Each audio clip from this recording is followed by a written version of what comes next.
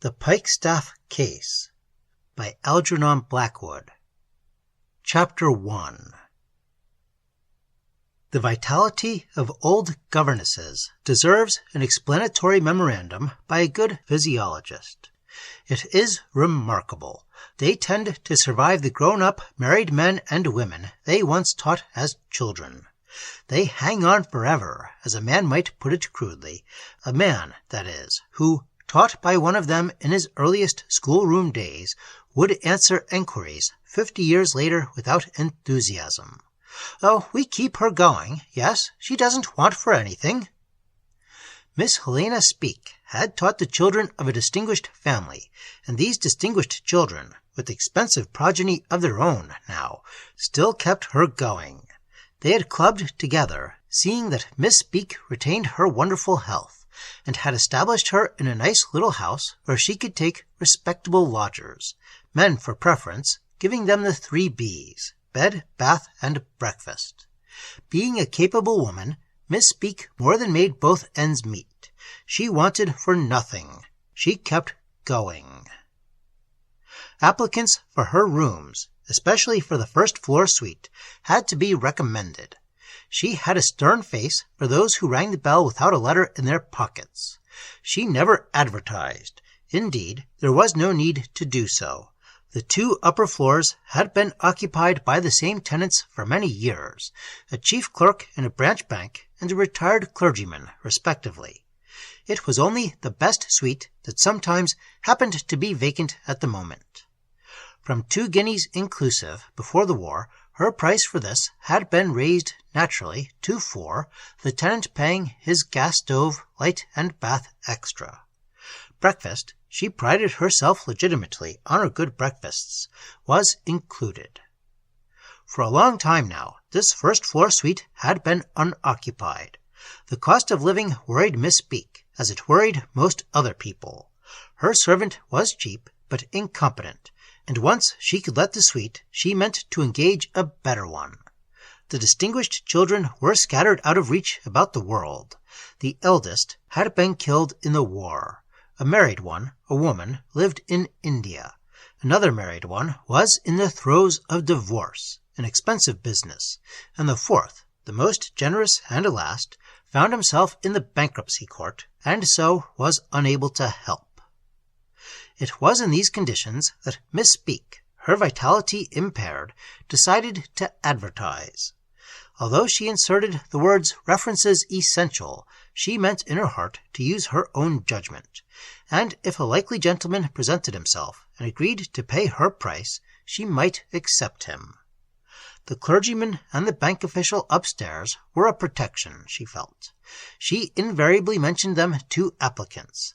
I have a clergyman of the Church of England on the top floor. He's been with me for 11 years, and a banker has the floor below. Mine is a very quiet house, you see. These words formed part of the ritual she recited in the hall, facing her proposed tenants on the linoleum by the hat-rack. And it was these words she addressed to the tall, thin, pale-faced man with scanty hair and spotless linen, who informed her that he was a tutor, a teacher of higher mathematics to the sons of various families. He mentioned some first-class names where references could be obtained. A student besides, and something of an author in his leisure hours. His pupils he taught, of course, in their respective houses, one being in Belgrave Square, another in the Albany. It was only after tea, or in the evenings, that he did his own work. All this he explained briefly, but with great courtesy of manner. Mr. Thorley was well-spoken, with a gentle voice, kind, far-seeing eyes, and an air of being lonely and uncared for that touched some forgotten, dried-up spring in Miss Speke's otherwise rather cautious heart. He looked every inch a scholar, and a gentleman, as she explained afterwards to everybody who was interested in him, these being numerous, of unexpected kinds, and all very close, not to say unpleasantly close, questioners indeed. But what chiefly influenced her in his favor was the fact, elicited in conversation, that years ago he had been a caller at the house in Portman Square where she was governess to the distinguished family. She did not exactly remember him, but he had certainly known Lady Araminta, the mother of her charges. Thus it was that Mr. Thorley, John Laking Thorley, M.A., of Jesus College, Cambridge, was accepted by Miss Speke as tenant of her best suite on the first floor at the price mentioned, breakfast included, winning her confidence so fully that she never went to the trouble even of taking up the references he gave her. She liked him, she felt safe with him, she pitied him. He had not bargained, nor tried to beat her down. He just reflected a moment, then agreed. He proved, indeed, an exemplary lodger, early to bed and not too early to rise, of regular habits, thoughtful of the expensive new servant, careful with towels, electric light, and ink stains, prompt in his payments, and never once troubling her with complaints or requests, as other lodgers did, not excepting the banker and the clergyman. Moreover, he was a tidy man, who never lost anything, because he invariably put everything in its proper place, and thus knew exactly where to look for it. She noticed this tidiness at once. Miss Speke, especially in the first days of his tenancy, studied him, as she studied all her lodgers. She studied his room when he was out of a morning. At her leisure she did this, knowing he would never break in and disturb her unexpectedly. She was neither prying nor inquisitive, she assured herself, but she was curious.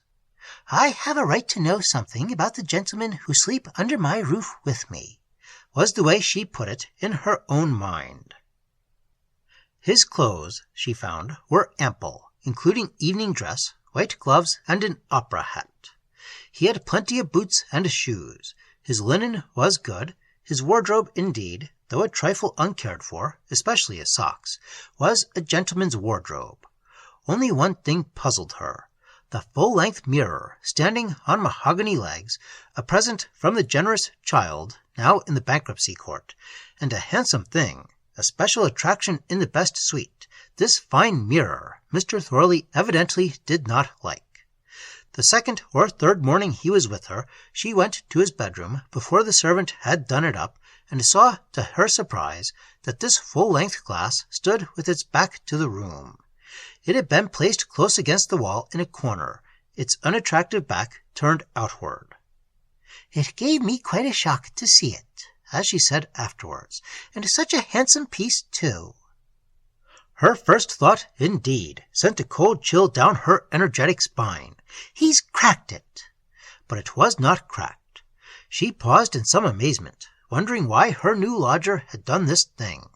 Then she turned the mirror again into its proper position and left the room. Next morning she found it again with its face close against the wall. The following day it was the same. She turned it round, only to find it the next morning again with its back to the room. She asked the servant, but the servant knew nothing about it. "He likes it that way, I suppose, Mum," was all Sarah said. "I never laid a hand on it once." Miss Speke, after much puzzled consideration, decided it must be something to do with the light. Mr. Thorley, she remembered, wore horn-rimmed spectacles for reading. It caused her a very slight feeling of discomfort. Well, if he did not like the handsome mirror, she could perhaps use it in her own room. To see it neglected hurt her a little. Not many furnished rooms could boast a full-length glass, she reflected. A few days later, meeting Mr. Thorley on the linoleum before the hat-rack, she inquired if he was quite comfortable and if the breakfast was to his liking. He was polite and even cordial. Everything was perfect, he assured her. He had never been so well looked after, and the house was so quiet. "And the bed, Mr. Thorley? You sleep well, I hope?" She drew nearer to the subject of the mirror, but with caution. For some reason she found a difficulty in actually broaching it. It suddenly dawned upon her that there was something queer about his treatment of that full-length glass. She was by no means fanciful, Miss Speke, retired governess. Only the faintest suspicion of something odd brushed her mind and vanished. But she did feel something. She found it impossible to mention the handsome thing outright. "There's nothing you would like changed in the room, or altered?" she inquired with a smile. "Or in any way put different, perhaps?"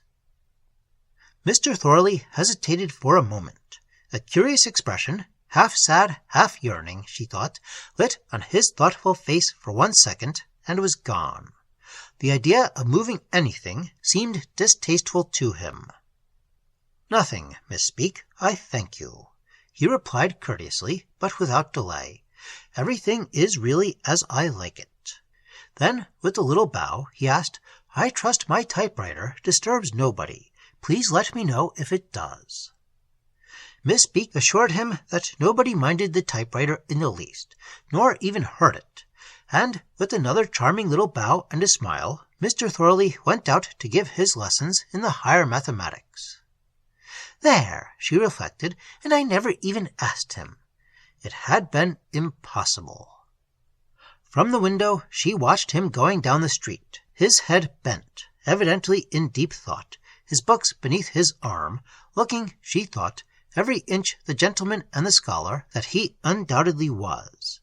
His personality left a very strong impression on her mind. She found herself rather wondering about him. As he turned the corner, Miss Speke owned to 2 things that rose simultaneously in her mind. First, the relief that the lodger was out for the day and could be counted upon not to return unexpectedly. Secondly, that it would interest her to slip up and to see what kind of books he read. A minute later, she was in his sitting room. It was already swept and dusted, the breakfast cleared away, and the books, she saw, lay partly on the table where he had just left them, and partly on the broad mantelpiece he used as a shelf. She was alone. The servant was downstairs in the kitchen. She examined Mr. Thorley's books. The examination left her bewildered and uninspired. "I couldn't make them out at all," she put it, but they were evidently what she called costly volumes, and that she liked. "Something to do with his work, I suppose, mathematics and all that," she decided, after turning over pages covered with some kind of hieroglyphics, symbols being a word she did not know in that connection. There was no printing, there were no sentences, there was nothing she could lay hold of, and the diagrams she thought perhaps were Euclid, or possibly astronomical. Most of the names were odd and quite unknown to her, Gauss, Minkowski, Lobachevsky, and it affronted her that some of these were German. A writer named Einstein was popular with her lodger, and that, she felt, was a pity, as well as a mistake in taste. It all alarmed her a little, or rather she felt that touch of respect, almost of awe, pertaining to some world entirely beyond her ken. She was rather glad when the search, it was a duty, ended. "There's nothing there," she reflected, meaning there was nothing that explained his dislike of the full-length mirror. And, disappointed, yet with the faint relief, she turned to his private papers. These, since he was a tidy man, were in a drawer. Mr. Thorley never left anything lying about. Now, a letter Miss Speke would not have thought of reading, but papers, especially learned papers, were another matter. Conscience, nevertheless, did prick her faintly as she cautiously turned over sheaf after sheaf of large white foolscap covered with designs and curves, and diagrams in ink, the ink he never spilt, and assuredly in his recent handwriting. And it was among these foolscap sheets that she suddenly came upon one sheet in particular that caught her attention and even startled her. In the center, surrounded by scriggly hieroglyphics, numbers, curves, and lines meaningless to her, she saw a drawing of the full-length mirror. Some of the curves ran into it and through it, emerging on the other side. She knew it was the mirror because its exact measurements were indicated in red ink. This, as mentioned, startled her. What could it mean, she asked herself, staring intently at the curious sheet, as though it must somehow yield its secret to prolonged, even if unintelligent, enquiry. "It looks like an experiment or something," was the furthest her mind could probe into the mystery, though this, she admitted, was not very far.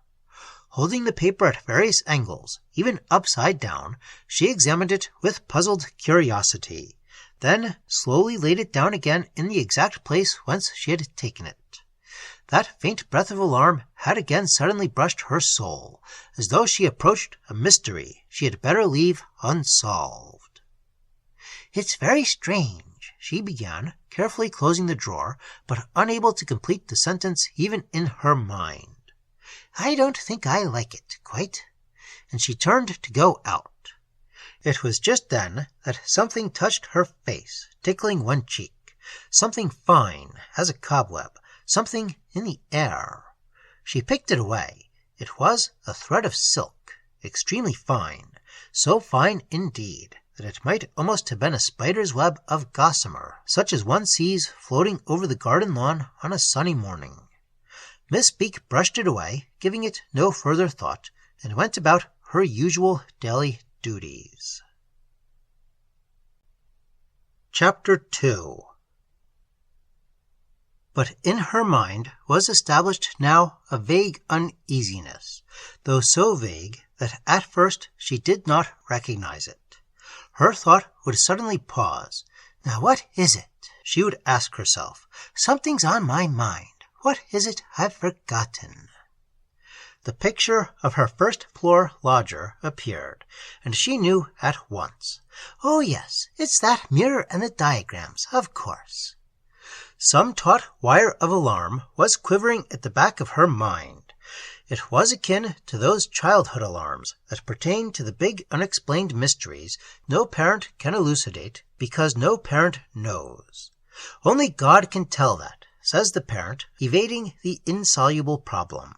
"I'd better not think about it," was the analogous conclusion reached by Miss Beak. Meanwhile, the impression the new lodger's personality made upon her mind perceptibly deepened.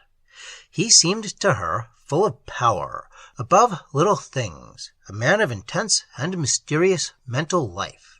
He was constantly and somewhat possessingly in her thoughts. The mere thought of him, she found, stimulated her. It was just before luncheon, as she returned from her morning marketing, that the servant drew her attention to certain marks upon the carpet of Mr. Thorley's sitting-room. She had discovered them as she handled the vacuum cleaner, faint, short lines drawn by dark chalk or crayons, in shape like the top or bottom right angle of a square bracket, and sometimes with a tiny arrow shown as well. There were occasional other marks, too, that Miss Beak recognized as the hieroglyphics she called squiggles. Mistress and servant examined them together in a stooping position. They found others on the bedroom carpet, too, only these were not straight. They were small curved lines, and about the feet of the full-length mirror they clustered in a quantity, segments of circles, some large, some small. They looked as if someone had snipped off curly hair, or pared his fingernails with sharp scissors, only considerably larger, and they were so faint that they were only visible when the sunlight fell upon them. "I knew they was drawn on," said Sarah, puzzled, yet proud that she had found them, "because they didn't come up with the dust and fluff." "I'll speak to Mr. Thorley," was the only comment Miss Beak made. "I'll tell him." Her voice was not quite steady, but the girl apparently noticed nothing. "There's all this, too, please, Mum." She pointed to a number of fine silk threads she had collected upon a bit of newspaper, preparatory to the dustbin. "They were stuck on the cupboard door and the walls, stretched all across the room, but rather high up. I only saw them by chance. One caught on my face." Miss Beak stared, touched, examined for some seconds without speaking. She remembered the thread that had tickled her own cheek. She looked inquiringly round the room, and the servant, following her suggestion, indicated where the threads had been attached to walls and furniture. No marks, however, were left. There was no damage done. "I'll mention it to Mr. Thorley," said her mistress briefly, unwilling to discuss the matter with the new servant, much less to admit that she was uncomfortably at sea. "Mr. Thorley," she added, as though there was nothing unusual, "is a high mathematician. He makes measurements and calculations of that sort." She had not sufficient control of her voice to be more explicit, and she went from the room, aware that, unaccountably, she was trembling. She had first gathered up the threads, meaning to show them to her lodger when she demanded an explanation, but the explanation was delayed, for, to state it bluntly, she was afraid to ask him for it. She put it off till the following morning, then till the day after, and finally she decided to say nothing about the matter at all. "I'd better leave it, perhaps, after all," she persuaded herself. "There's no damage done, anyhow. I'd better not inquire." All the same, she did not like it. By the end of the week, however, she was able to pride herself upon her restraint and tact.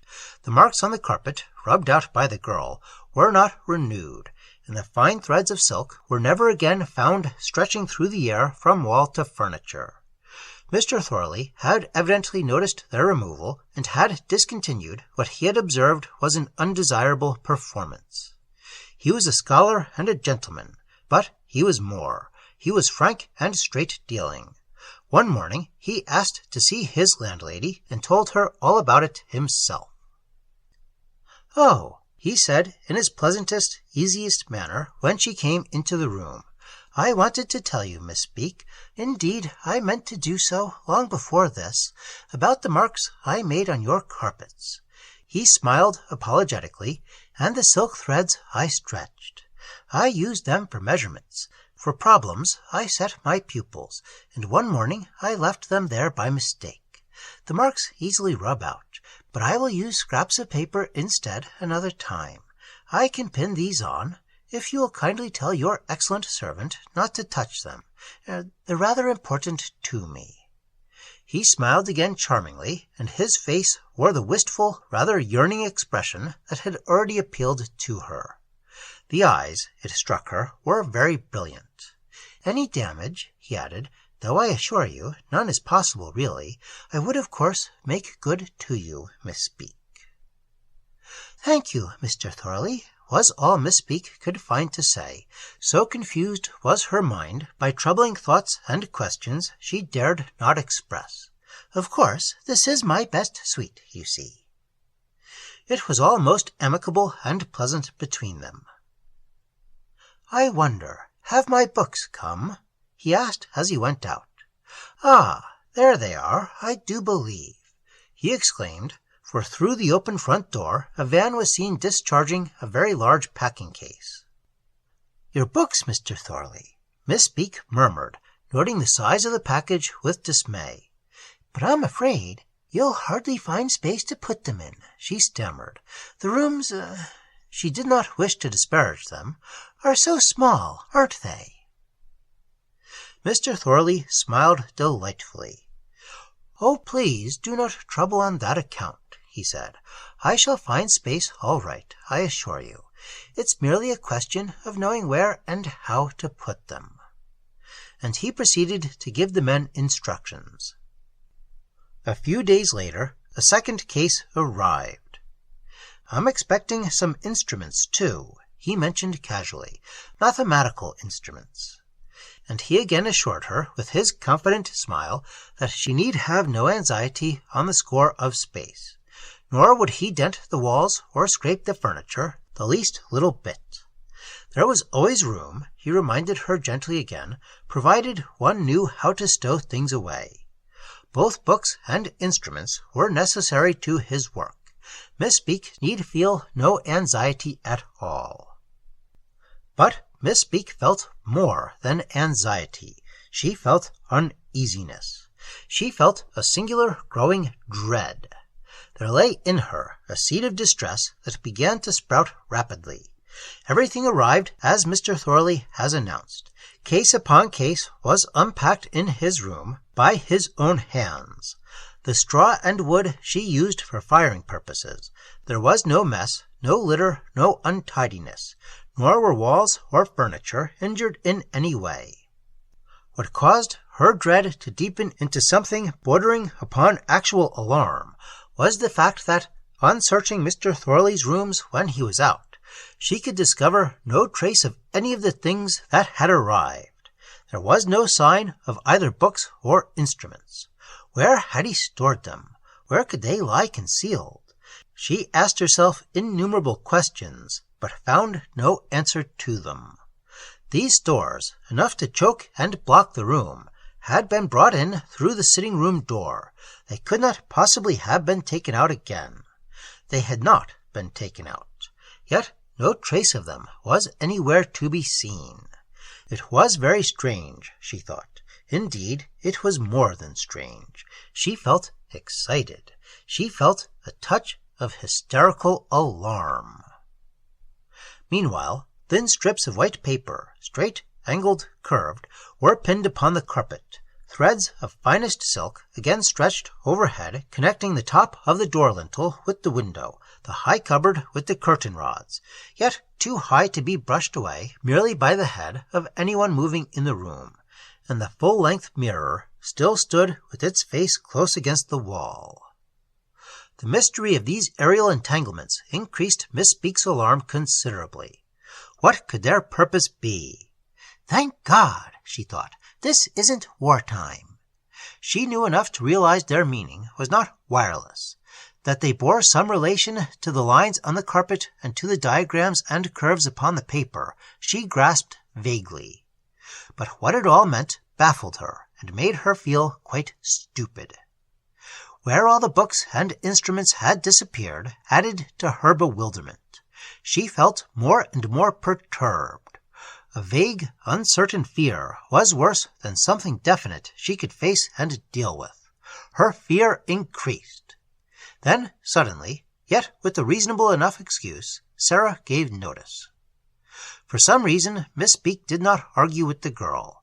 She preferred to let the real meaning of her leaving remain unexpressed. She just let her go. But the fact disturbed her extraordinarily. Sarah had been given every satisfaction. There had been no sign of a grievance, no complaint. The work was not hard. The pay was good. It was simply that the girl preferred to leave. Miss Beek attributed it to Mr. Thorley. She became more and more disturbed in mind. Also, she found herself more and more avoiding her lodger, whose regular habits made such avoidance an easy matter. Knowing his hours of exit and entrance, she took care to be out of the way. At the mere sound of his step, she flew to cover. The new servant, a stupid yet not inefficient country girl, betrayed no reaction of any sort, no unfavorable reaction at any rate. Having received her instructions, Lizzie did her work without complaint from either side. She did not remove the paper and the thread, nor did she mention them. She seemed just the country clod she was. Miss Beek, however, began to have restless nights. She contracted an unpleasant habit. She lay awake, listening. Chapter 3. As the result of one of these sleepless nights, she came to the abrupt conclusion that she would be happier without Mr. Thorley in the house, only she had not the courage to ask him to leave. The truth was, she had not the courage to speak to him at all, much less to give him notice, however nicely. After much cogitation, she hit upon a plan that promised well. She sent him a carefully worded letter explaining that, owing to increased cost of living, she found herself compelled to raise his terms. The raise was more than considerable. It was unreasonable. But he paid what she demanded, sending down a check for 3 months in advance with his best compliments. The letter somehow made her tremble. It was at this stage she first became aware of the existence in her of other feelings than discomfort, uneasiness, and alarm. These other feelings, being in contradiction of her dread, were difficult to describe, but their result was plain. She did not really wish Mr. Thorley to go after all.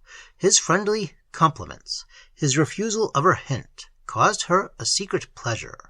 It was not the check at the increased rate that pleased her. It was simply the fact that her lodger meant to stay. It might be supposed that some delayed sense of romance had been stirred in her, but this really was not the case at all.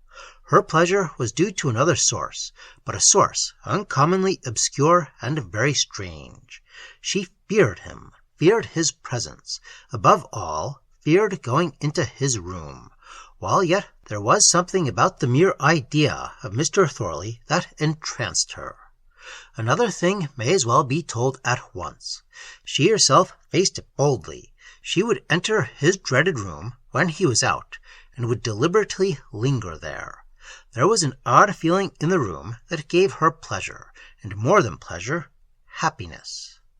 Surrounded by the enigmas of his personality, by the lines and curves of white paper pinned upon her carpet, by the tangle of silken threads above her head, by the mysterious books, the more than mysterious diagrams in his drawer, yet all these, even the dark perplexity of the rejected mirror and the vanished objects, were forgotten in the curious sense of happiness she derived from merely sitting in his room. Her fear contained this other remarkable ingredient, an uncommon sense of joy, of liberty, of freedom. She felt exaltée. She could not explain it. She did not attempt to do so.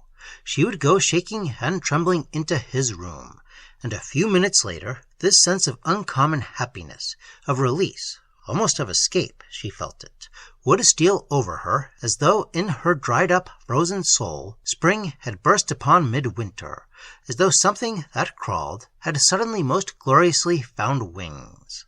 An indescribable exhilaration caught her. Under this influence, the dingy street turned somehow radiant, and the front door of her poor lodging-house opened upon blue seas, yellow sands, and mountains carpeted with flowers. Her whole life, painfully repressed and crushed down in the dull service of conventional non-entities, flashed into color, movement, and adventure. Nothing confined her. She was no longer limited. She knew advance in all possible directions. She knew the stars. She knew escape. An attempt has been made to describe for her what she never could have described herself. The reaction upon coming out again was painful. Her life in the past as a governess, little better than a servant. Her life in the present as lodging-house keeper, her struggle with servants, with taxes, with daily expenses, her knowledge that no future but a mere living lay in front of her until the grave was reached, these overwhelmed her with an intense depression that the contrast rendered almost insupportable. Whereas in his room she had perfume, freedom, liberty, and wonder, the wonder of some entirely new existence. Thus, briefly, while Miss Speake longed for Mr. Thorley to leave her house, she became obsessed with the fear that one day he really would go. Her mind, it is seen, became uncommonly disturbed, her lodger's presence being undoubtedly the cause. Her nights were now more than restless, they were sleepless. Whence came, she asked herself repeatedly in the dark watches, her fear? Whence came, too, her strange enchantment? It was at this juncture, then, that a further item of perplexity was added to her mind. Miss Speake, as has been seen, was honorably disposed. She respected the rights of others, their property as well. Yet, included in the odd mood of elation the room and its atmosphere caused her, was also a vagrant, elusive feeling that the intimate, the personal, above all the personal, had lost their original rigidity. Small individual privacies, secrecy, no longer held their familiar meaning quite. The idea that most things in life were to be shared slipped into her. A secret to this expansive mood was a childish attitude. At any rate, it was while lingering in her lodger's attractive room one day, a habit now, that she did something that caused her surprise, yet did not shock her. She saw an open letter lying on his table, and she read it. Rather than an actual letter, however, it seemed a note, a memorandum. It began, "To J.L.T." In a boyish writing, the meaning of the language escaped her entirely. She understood the strange words as little as she understood the phases of the moon. while yet she derived from their perusal a feeling of mysterious beauty, similar to the emotions the changes of that lovely satellite stirred in her. To JLT, I followed your instructions, though with intense effort and difficulty. I woke at 4 o'clock. About 10 minutes later, as you said might happen, I woke a second time. The change into the second state was as great as the change from sleeping to waking in the ordinary meaning of these words, but I could not remain awake. I fell asleep again in about a minute, back into the usual waking state, I mean. Description in words is impossible, as you know. What I felt was too terrific to feel for long. The new energy must presently have burned me up. It frightened me, as you warned me it would, and this fear, no doubt, was the cause of my falling asleep again so quickly. Cannot we arrange a call for help for similar occasions in future? G.P. Against this note, Mr. Thorley had written various strangest squiggles. Higher mathematics, Miss Speake supposed. In the opposite margin, also in her lodger's writing, were these words: We must agree on a word to use when frightened. Help or help me seems the best, to be uttered with the whole being. Mr. Thorley had added a few other notes. She read them without the faintest prick of conscience. Though she understood no single sentence, a thrill of deep delight ran through her. It amounts, of course, to a new direction, a direction at right angles to all we know, a new direction in oneself, a new direction in living. But it can, perhaps, be translated into mathematical terms by the intellect. This, however, only a simile at best, cannot be experienced that way. Actual experience possible only to changed consciousnesses, but good to become mathematically accustomed to it. The mathematical experiments are worth it. They induce the mind, at any rate, to dwell upon the new direction. This helps. Miss Speake laid down the letter exactly where she had found it. No shame was in her. G.P., she knew, meant Gerald Pikestaffe. He was one of her lodger's best pupils, the one in Belgrave Square. Her feeling of mysterious elation, as already mentioned, seemed above all such matters as small secrecies or petty personal privacies. She had read a private letter without remorse. One feeling only caused in her a certain commonplace emotion, the feeling that, while she read the letter, her lodger was present, watching her. He seemed close behind her, looking over her shoulder almost, observing her acts, her mood, her very thoughts, yet not objecting. He was aware, at any rate, of what she did. It was under these circumstances that she bethought herself of her old tenant, the retired clergyman on the top floor, and sought his aid. The consolation of talking to another would be something, yet when the interview began, all she could manage to say was that her mind was troubled and her heart not quite as it should be, and that she didn't know what to do about it at all. For the life of her, she could not find more definite words. To mention Mr. Thorley, she found suddenly, utterly impossible. "Prayer," the old man interrupted her halfway. "Prayer, my dear lady, prayer, I find," he repeated smoothly, "is always the best course in all one's troubles and perplexities. Leave it to God. He knows, and in his good time he will answer." He advised her to read the Bible and Longfellow. She added Florence Barclay to the list and followed his advice. The books, however, comforted her very little. After some hesitation, she then tried her other tenant, but the banker stopped her even sooner than the clergyman had done. Macpherson was very prompt. "I can give you another 10 shillings, or maybe half a guinea," he said briskly. "Times are difficult, I know, but I can do no more. If that's sufficient, I shall be delighted to stay on." And with a nod and a quick smile that settled the matter then and there, he was through the door and down the steps on the way to his office. It was evident that Miss Speake must face her troubles alone, a fact, for the rest, life had already taught her. The loyal, courageous spirit in her accepted the situation. The alternate moods of happiness and depression, meanwhile, began to wear her out. If only Mr. Thorley would go! If only Mr. Thorley will not go! For some weeks now she had successfully avoided him. He made no requests nor complaints. His habits were as regular as sunrise, his payments likewise. Not even the servant mentioned him. He became a shadow in the house. Then, with the advent of summertime, he came home, as it were, an hour earlier than usual.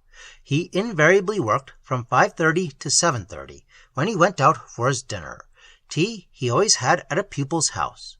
It was a light evening, caused by the advance of the clock, and Miss Beak, mending her underwear at the window, suddenly perceived his figure coming down the street. She watched, fascinated, of two instincts, to hide herself, or to wait there and catch his eye. She obeyed the latter. She had not seen him for several weeks, and a deep thrill of happiness ran through her. His walk was peculiar, she noticed at once. He did not walk in a straight line. His tall, thin outline flowed down the pavement in long sweeping curves, yet quite steadily. He was not drunk. He came nearer. He was not 20 feet away. At 10 feet she saw his face clearly, and received a shock. It was worn and thin and wasted, but a light of happiness, of something more than happiness, indeed, shone in it. He reached the area railings. He looked up. His face seemed ablaze. Their eyes met, his with no start of recognition, hers with the steady stare of wonder. She ran into the passage, and before Mr. Thorley had time to use his latchkey, she had opened the door for him herself. Little she knew, as she stood there trembling, that she stood also upon the threshold of an amazing adventure.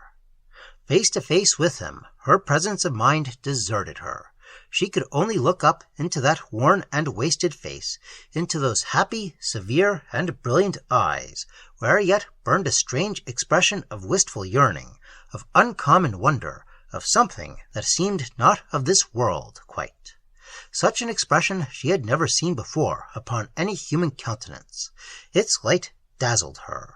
There was uncommon fire in the eyes. It enthralled her. The same instant, as she stood there gazing at him without a single word, either of welcome or enquiry, it flashed across her that he needed something from her. He needed help, her help. It was a far-fetched notion, she was well aware, but it came to her irresistibly.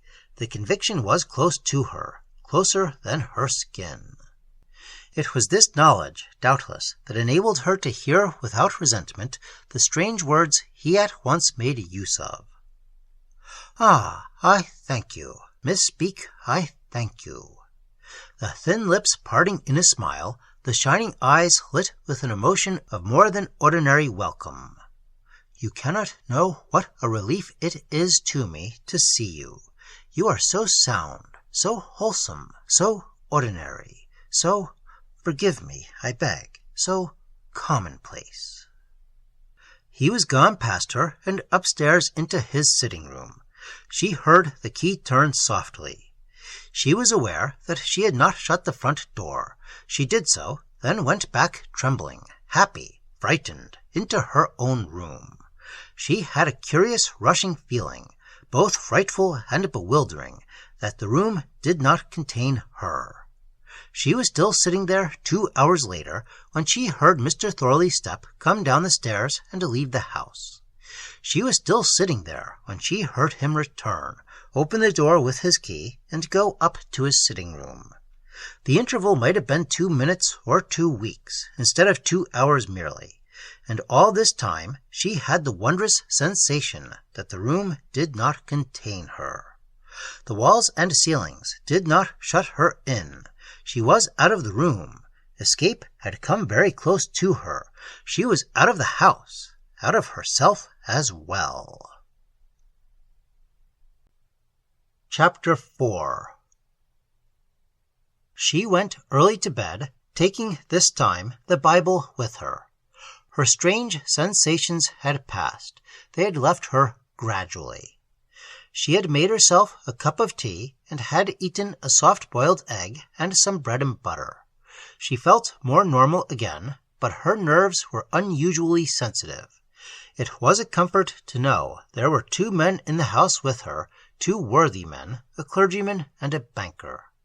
The Bible, the banker, the clergyman, with Mrs. Barclay and Longfellow not far from her bed, were certainly a source of comfort to her. The traffic died away. The rumbling of the distant motor buses ceased, and with the passing of the hours, the night became intensely still. It was April. Her window was opened at the top, and she could smell the cool, damp air of coming spring. Soothed by the books, she began to feel drowsy.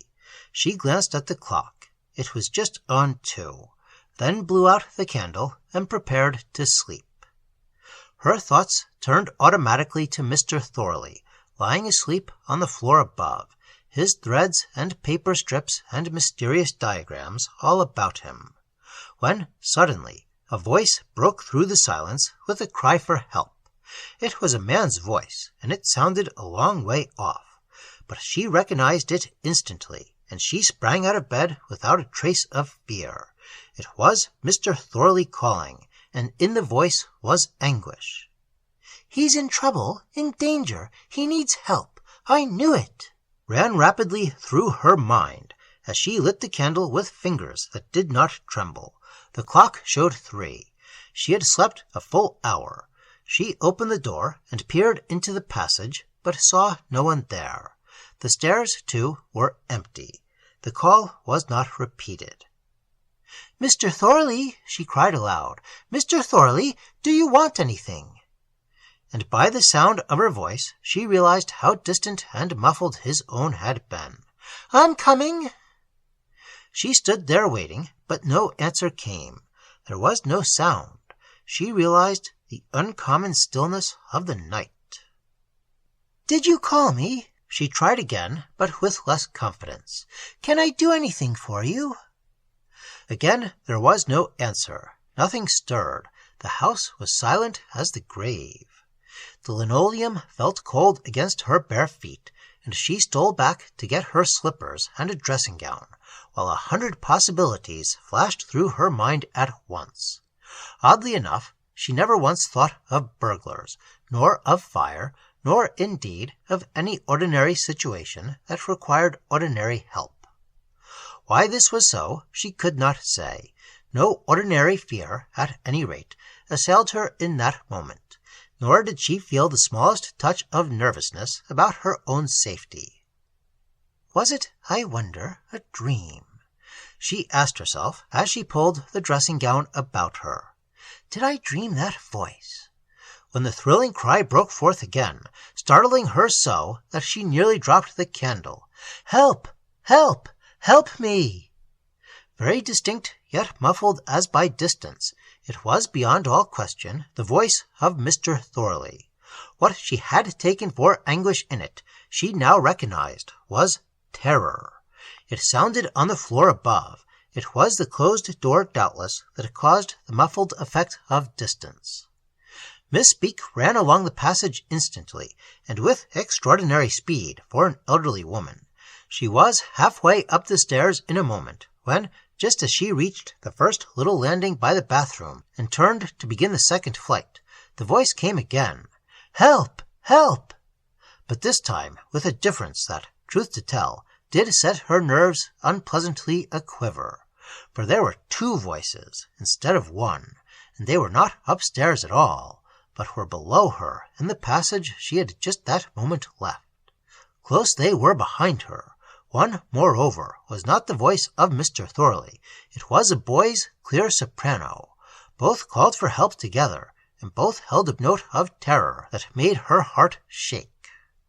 Under these conditions, it may be forgiven to Miss Beak that she lost her balance and reeled against the wall, clutching the banisters for a moment's support.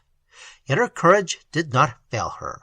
She turned instantly and quickly went downstairs again, to find the passage empty of any living figure.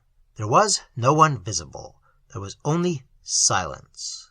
A motionless hat rack, the door of her own room slightly ajar, and shadows.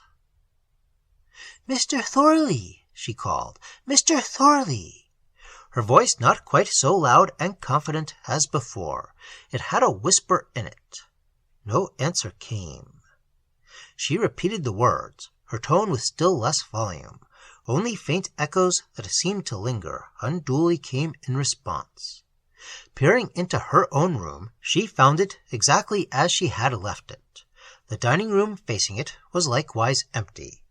Yet a moment before she had plainly heard two voices calling for help within a few yards of where she stood. Two voices! What could it mean? She noticed now for the first time a peculiar freshness in the air, a sharpness, almost a perfume, as though all the windows were wide open and the air of coming spring was in the house. Terror, though close, had not yet actually gripped her. That she had gone crazy occurred to her, but only to be dismissed. She was quite sane and self-possessed. The changing direction of the sounds lay beyond all explanation, but an explanation, she was positive, there must be. The odd freshness in the air was heartening, and seemed to brace her. No, terror had not yet really gripped her. Ideas of summoning the servant, the clergyman, the banker, these she equally dismissed. It was no ordinary help that was needed, not theirs, at any rate. She went boldly upstairs again and knocked at Mr. Thorley's bedroom door. She knocked again and again, loud enough to waken him, if he had perchance called out in sleep, but not loud enough to disturb her other tenants. No answer came. There was no sound within. No light shone through the cracks. With his sitting room, the same conditions held. It was the strangeness of the second voice that now stole over her with a deadly fear. She found herself cold and shivering. As she, at length, went slowly downstairs again, the cries were suddenly audible once more. She heard both voices. "Help! Help! Help me!" Then silence. They were fainter this time. Far away they sounded, withdrawn curiously into some remote distance, yet ever with the same anguish, the same terror in them as before. The direction, however, this time she could not tell at all. In a sense, they seemed both close and far, both above her and below. They seemed, it was the only way she could describe the astounding thing, in any direction, or in all directions. Miss Beak was really terrified at last.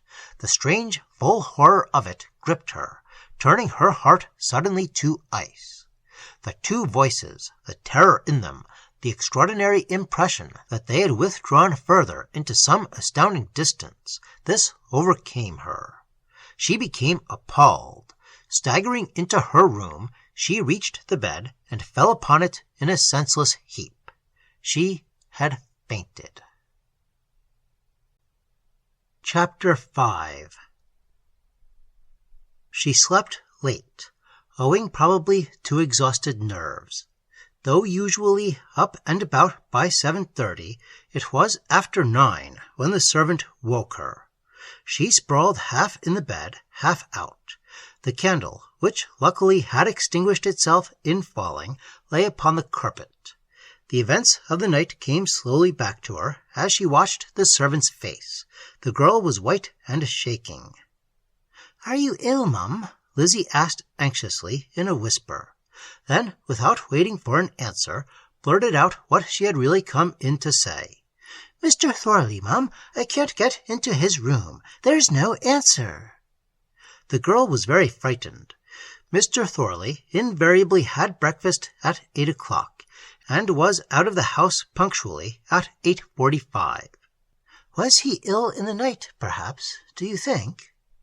Miss Beak said it was the nearest she could get to asking if the girl had heard the voices. She had admirable control of herself by this time. She got up, still in her dressing gown and slippers. "Not that I know of, Mum," was the reply. "Come," said her mistress firmly, "we'll go in." And they went upstairs together. The bedroom door, as the girl had said, was closed, but the sitting room was open. Miss Beak led the way. The freshness of the night before lay still in the air, she noticed, though the windows were all closed tightly. There was an exhilarating sharpness, a delightful tang as of open space. She particularly mentions this. On the carpet, as usual, lay the strips of white paper, fastened with small pins, and the silk threads, also as usual, stretched across from lintel to cupboard, from window to bracket. Miss Beak brushed several of them from her face.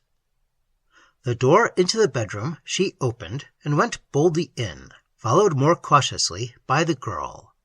"There's nothing to be afraid of," said her mistress firmly. The bed, she saw, had not been slept in. Everything was neat and tidy. The long mirror stood close against the wall, showing its ugly back as usual, while about its 4 feet clustered the curved strips of paper Miss Beak had grown accustomed to.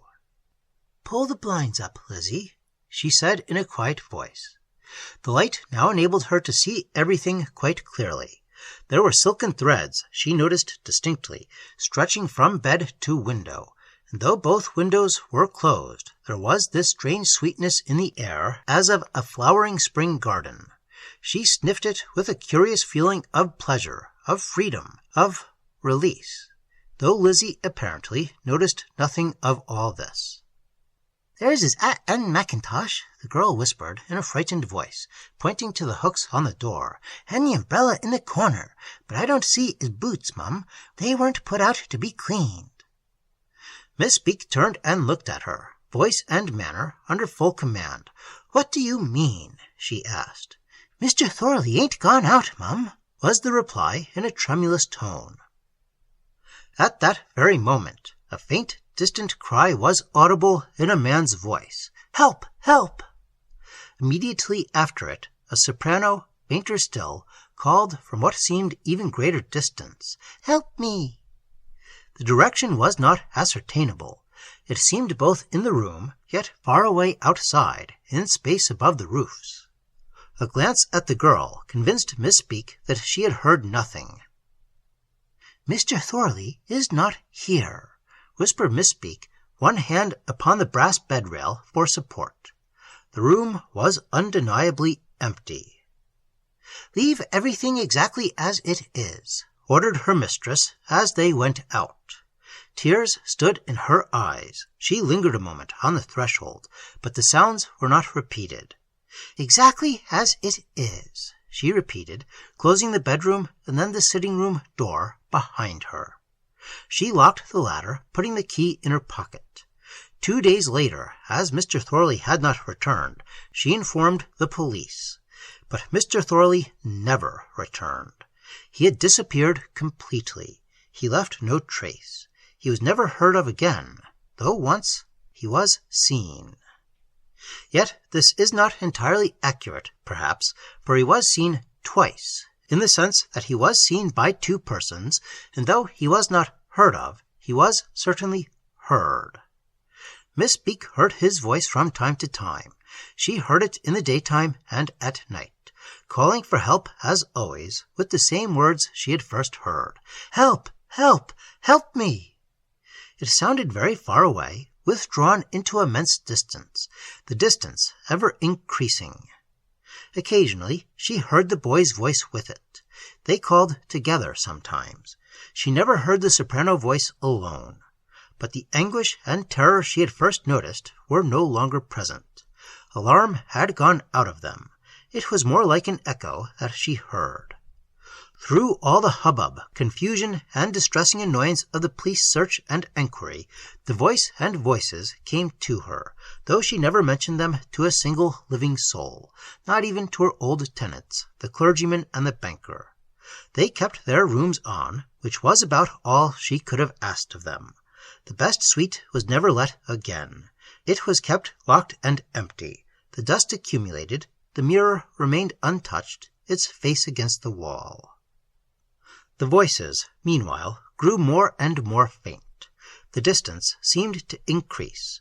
Soon the voice of the boy was no longer heard at all, only the cry of Mr. Thorley, her mysterious but perfect lodger, sang distantly from time to time, both in the sunshine and in the still darkness of the night hours. The direction whence it came to remained, as before, undeterminable.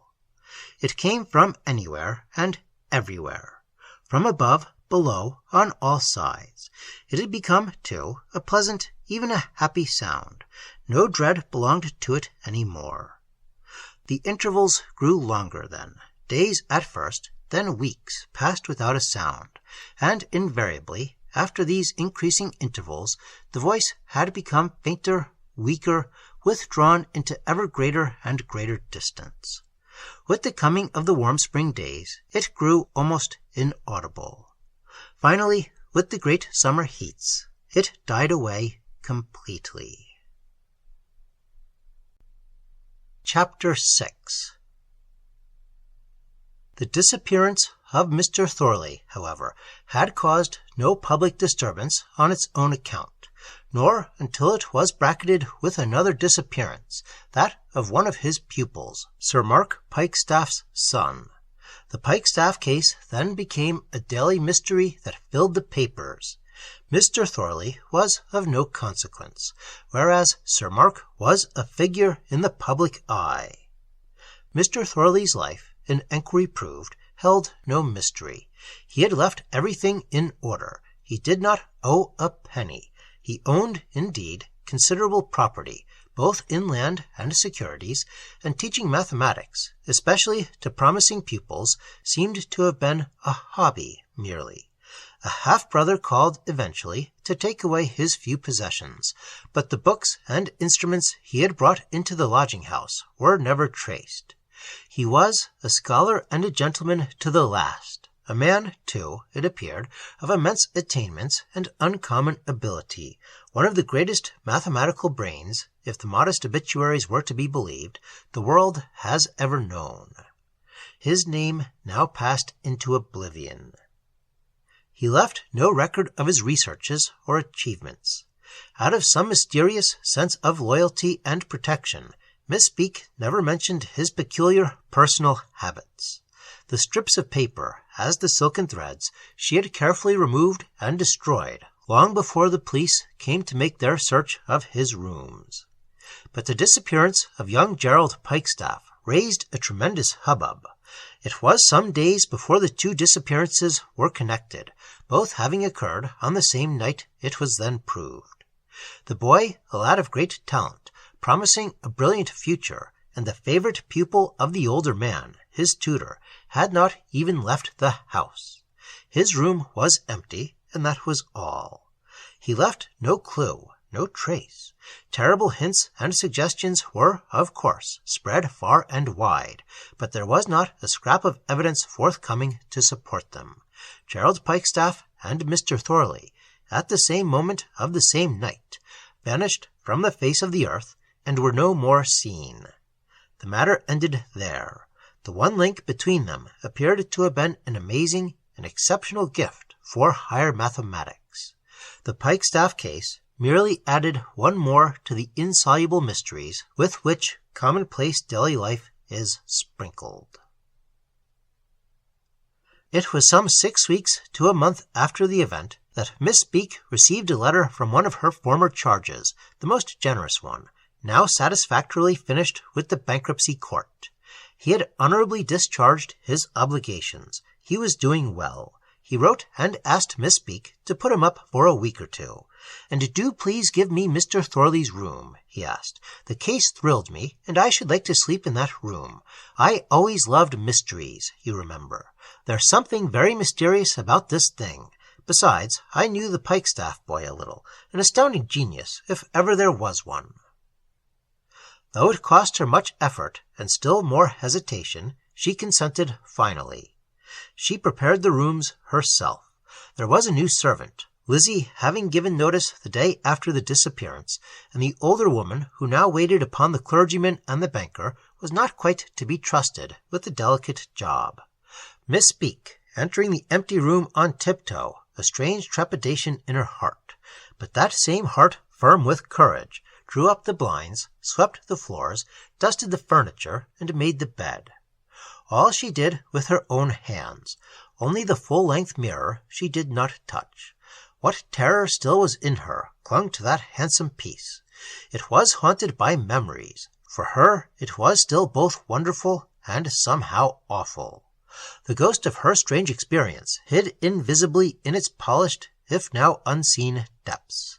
She dared not handle it, far less move it from the resting place where it rested in peace. His hands had placed it there. To her it was sacred.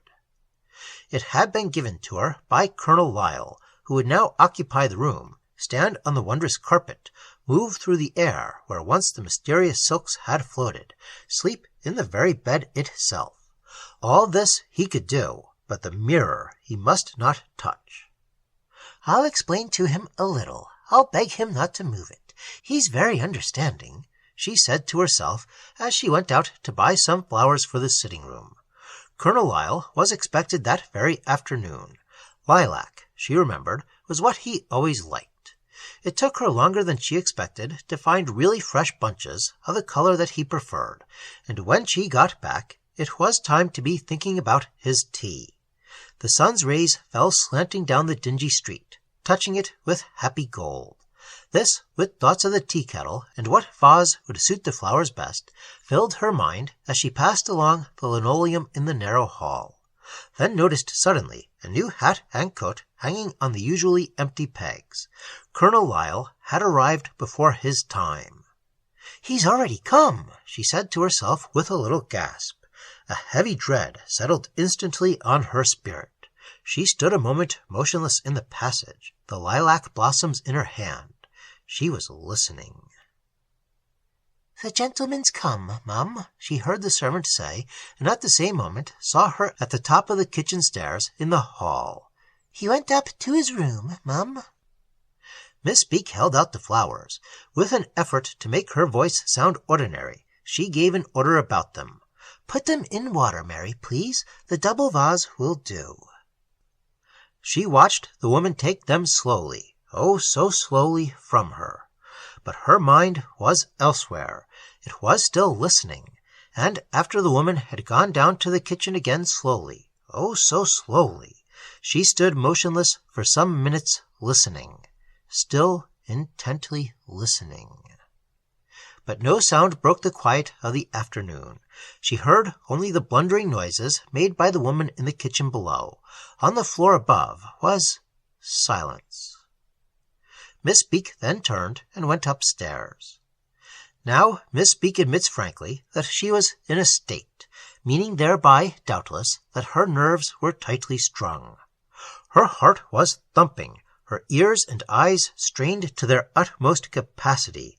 Her hands, she remembers, felt a little cold, and her legs moved uncertainly. She denies, however, that her state, though it may be described as nervous, could have betrayed her into either invention or delusion. What she saw, and nothing can shake her conviction. Colonel Lyle, besides, is there to support her in the main outline, and Colonel Lyle, when first he entered the room, was certainly not in a state, whatever excuses he may have offered later to comfort her. Moreover, to counteract her trepidation, she says that as she pushed the door wide open, it was already ajar, the original mood of elation met her in the face with its lift of wonder and release. This modified her dread. She declares that joy rushed upon her, and that her nerves were on the instant entirely forgotten. "What I saw, remains her emphatic and unshakable verdict. I saw everything. The first thing she saw admitted certainly of no doubt. Colonel Lyle lay huddled up against the further wall, half upon the carpet and half leaning on the wainscoting. He was unconscious. One arm was stretched towards the mirror, the hand still clutching one of its mahogany feet. And the mirror had been moved. It turned now slightly more towards the room. The picture, indeed, told its own story, a story Colonel Lyle himself repeated afterwards when he recovered. He was surprised to find the mirror, his mirror, with its face to the wall. He went forward to put it in its proper position. In doing this, he looked into it. He saw something, and the next thing he knew, Miss Speake was bringing him round. She explains further that her overmastering curiosity to look into the mirror, as Colonel Lyle had evidently looked himself, prevented her from immediately rendering first aid to that gentleman, as she unquestionably should have done. Instead, she crossed the room, stepped over his huddled form, turned the mirror a little further round towards her, and looked straight into it. The eye, apparently, takes in a great deal more than the mind is consciously aware of having seen at the moment. Miss Speake saw everything, she claims, but details certainly came back to her later, details she had not been aware of at the time. At the moment, however, her impressions, though extremely vivid, were limited to certain outstanding items. These items were that her own reflection was not visible, no picture of herself being there, that Mr. Thorley and a boy, she recognized the Pikestaffe lad from the newspaper photographs she had seen, were plainly there, and that books and instruments in great quantity filled all the nearer space, blocking up the foreground. Beyond, behind, stretching in all directions, she affirms, was empty space that produced upon her the effect of the infinite heavens as seen in a clear night sky. This space was prodigious, yet in some way not alarming. It did not terrify, rather it comforted, and, in a sense, uplifted. A diffused, soft light pervaded the huge panorama. There were no shadows, there were no high lights. Curiously enough, however, the absence of any reproduction of herself did not, at first, strike her as at all out of the way. She noticed the fact, no more than that. It was perhaps, naturally, the deep shock of seeing Mr. Thorley and the boy that held her absolutely spellbound, arresting her faculties as though they had been frozen. Mr. Thorley was moving to and fro, his body bent, his hand thrown forward. He looked as natural as in life. He moved steadily, as with the purpose, now nearer, now further, but his figure always bent as though he were intent upon something in his hands. The boy moved too, but with a more gentle, less vigorous motion that suggested floating. He followed the larger figure, keeping close, his face raised from time to time as though his companion spoke to him. The expression that he wore was quiet, peaceful, happy, and intent. He was absorbed in what he was doing at the moment. Then, suddenly, Mr. Thorley straightened himself up. He turned. Miss Speake saw his face for the first time. He looked into her eyes. The face blazed with light. The gaze was straight and full and clear. It betrayed recognition. Mr. Thorley smiled at her. In a very few seconds she was aware of all this, of its main outlines, at any rate. She saw the moving, living figures in the midst of this stupendous and amazing space. The overwhelming surprise it caused her prevented, apparently, the lesser emotion of personal alarm. Fear she certainly did not feel at first. It was when Mr. Thorley looked at her with his brilliant eyes and blazing smile that her heart gave its violent jump, missed a beat or two, then began hammering against her ribs like released machinery that has gone beyond control. She was aware of the happy glory in the face, a face that was thin to emaciation, almost transparent, yet wearing an expression that was no longer earthly. Then, as he smiled, he came towards her. He beckoned. He stretched both hands out, while the boy looked up and watched. Mr. Thorley's advance, however, had two distracting peculiarities. That as he drew nearer, he moved not in a straight line, but in a curve, as a skater performing edges, though on both feet instead of on one. He swept gracefully and with incredible speed in her direction.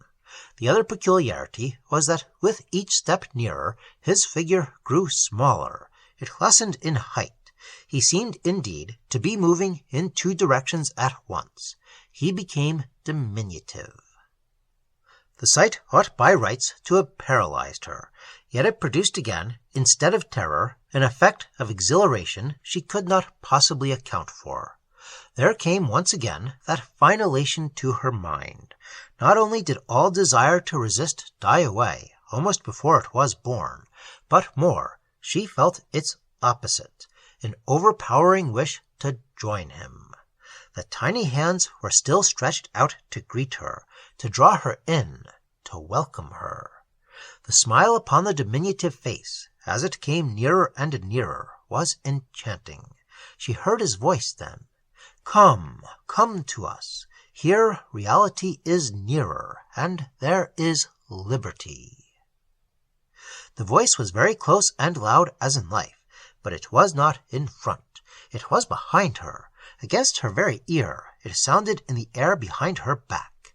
She moved one foot forward. She raised her arms. She felt herself being sucked in, into that glorious space.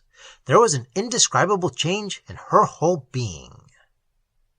The cumulative effect of so many amazing happenings, all of them contrary to nature, should have been destructive to her reason. Their combined shock should have dislocated her system somewhere and have laid her low. But with every individual, it seems, the breaking point is different. Her system, indeed, was dislocated, and a moment later, and she was certainly laid low. Yet it was not the effect of the figure, the voice, the gliding approach of Mr. Thorley that produced this. It was the flaw of little human egoism that brought her down. For it was in this instant that she first realized the absence of her own reflection in the mirror. The fact, though noticed before, had not entered her consciousness as such. It now definitely did so. The arms she lifted in greeting had no reflected counterpart. Her figure, she realized with a shock of terror, was not there. She dropped, then, like a stricken animal, one outstretched hand clutching the frame of the mirror as she did so. "Gracious God!" she heard herself scream as she collapsed. She heard, too, the crash of the falling mirror, which she overturned and brought down with her. Whether the noise brought Colonel Lyle round, or whether it was the combined weight of Miss Speake and the handsome piece upon his legs that roused him, is of no consequence. He stirred, opened his eyes, disentangled himself, and proceeded, not without astonishment, to render first aid to the unconscious lady. The explanations that followed are equally of little consequence. His own attack, he considered, was chiefly due to fatigue, to violent indigestion, and to the after-effects of his protracted bankruptcy proceedings. Thus, at any rate, he assured Miss Speake. He added, however, that he had received rather a shock from the handsome piece, for, surprised at finding it turned to the wall, he had replaced it and looked into it, but had not seen himself reflected. This had amazed him a good deal, yet what amazed him still more was that he had seen something moving in the depths of the glass.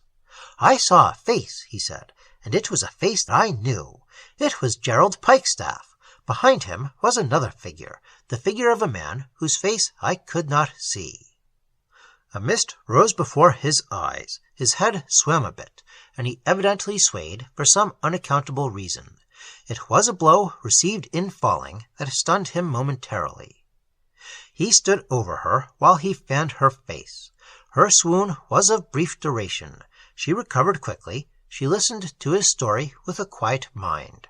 The after-effect of too great a wonder leaves no room for pettier emotions, and traces of the exhilaration she had experienced were still about her heart and soul.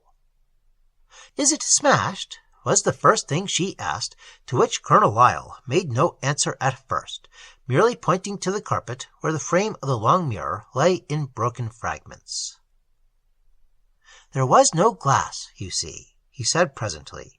He, too, was quiet, his manner very earnest. His voice, though subdued as by a hint of awe, betrayed the glow of some intense inner excitement that lit fire in his eyes as well. He had cut it out long ago, of course. He used the empty framework merely. "Eh?" said Miss Speake, looking down incredulously, but finding no sign of splinters on the floor. Her companion smiled. "We shall find it about somewhere if we look," he said calmly, which, indeed, proved later true, lying flat beneath the carpet under the bed. His measurements and calculations led, probably by chance, towards the mirror. He seemed speaking to himself more than to his bewildered listener. Perhaps by chance, perhaps by knowledge, he continued, up to the mirror and then through it. He looked down at Miss Speak and laughed a little. So, like Alice, he went through it too, taking his books and instruments, the boy as well, all with him.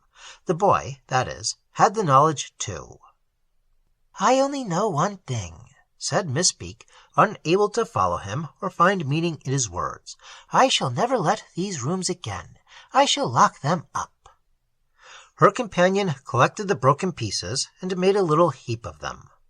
"And I shall pray for him," added Miss Speak, as he led her presently downstairs to her own quarters. "I shall never cease to pray for him as long as I live." "He hardly needs that," murmured Colonel Lyle, but to himself. "The first terror has long since left him. He's found the new direction, and moved along it."